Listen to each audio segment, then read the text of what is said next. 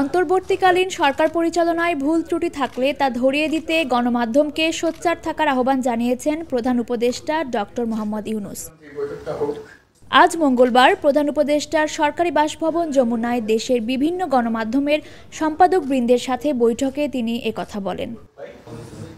স্বাধীনভাবে সংবাদ প্রকাশ করে অন্তর্বর্তীকালীন সরকারের রাষ্ট্র সংস্কারের উদ্যোগকে বেগবান করতে গণমাধ্যমের প্রতি আহ্বান জানান প্রধান উপদেষ্টা।